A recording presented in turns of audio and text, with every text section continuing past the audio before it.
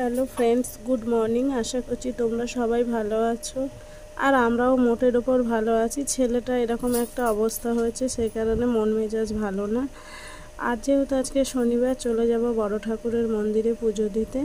তাই সকালে উঠে বাসন মেজে সমস্ত কাজ বাজ করে, ঘর মুছে, উঠোন পরিষ্কার করে সব কিছুই কমপ্লিট করেছি। করে এই যে ঘরের পুজোটা দিয়ে নিচ্ছি। দিয়ে নিয়ে দাদাভাইকে ডাকবো, দাদাভাইও পুজো দেবে, স্নান করে নেবে।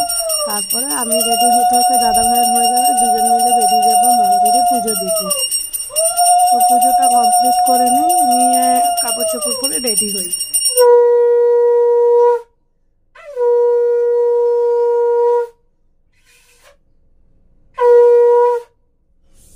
ফ্যান চালাচ্ছি, দাঁড়াও, হয়ে গেছে। গরম, ব্যথা, খুব ব্যথা করছে।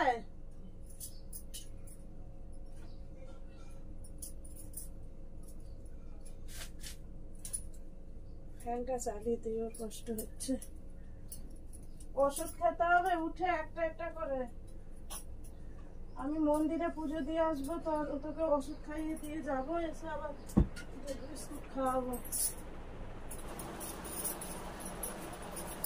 আর আমি দাদাভাইকে বলছিলাম সালোয়ার পরি, দাদাভাই বলছিল যখনই মন্দিরে যাবে কাপড় পরেই যাবে। তো এই যে আমরা দুজন বেরিয়ে যাচ্ছি। বাইরের গেটটা না দিলে কি হয় জানো তো, এখন প্রবলেম হয় না, আগে যখন মুরগি ছিল প্রবলেম হতো। তো হ্যাবিটটা রয়েছে, আর গেটটা যেহেতু বাইরের দিকে, বাইরের গেটটা এই কারণে বন্ধ করে দিতাম। তো এবার আমরা দুজন চলে যাব। বেশিক্ষণ লাগে না, কিন্তু মন্দিরটা এত সুন্দর পুজো হয়। যারা গড়িয়ায় থাকো তারা তো জানোই, মানে আর কোনো মন্দির কিন্তু খোলা থাকে না, সবাই বাইরে দিয়ে মন্দির দেয়। আর এই মন্দিরটা ওই যে দাদাভাই বাইক থেকে স্ট্যান্ড দাদা ঠাকুরের জন্য একটু মানে মিষ্টি কিনে নিলাম। তো এবার আমি মন্দিরে চলে যাব। আর দাদাভাইকে বললাম মন্দিরে ঢুকবে, বললো না মন্দিরে ঢুকবো না, আমি বাইরে থেকেই প্রণাম করবো। তো আমি এতে চলে গেলাম মন্দিরে। আমি কিন্তু ভিডিওটা করেছি তখন পুজো দিয়ে আমার কমপ্লিট হয়ে গেছে।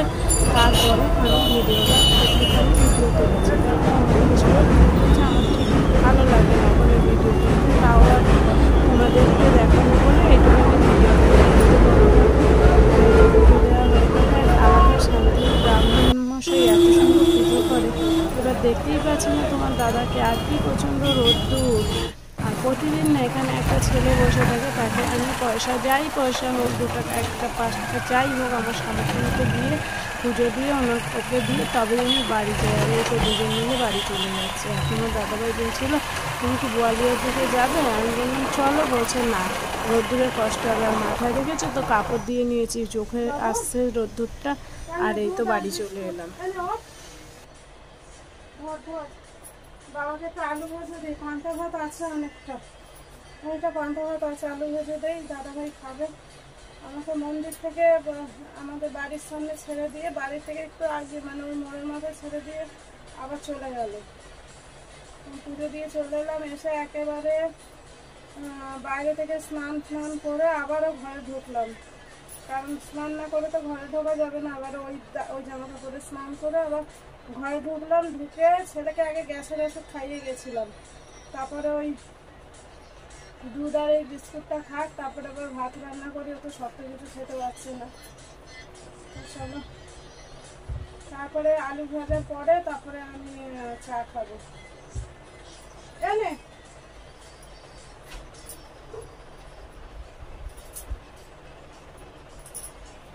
শিমুটা খা, শিমুটা খা, ভালো লাগে না।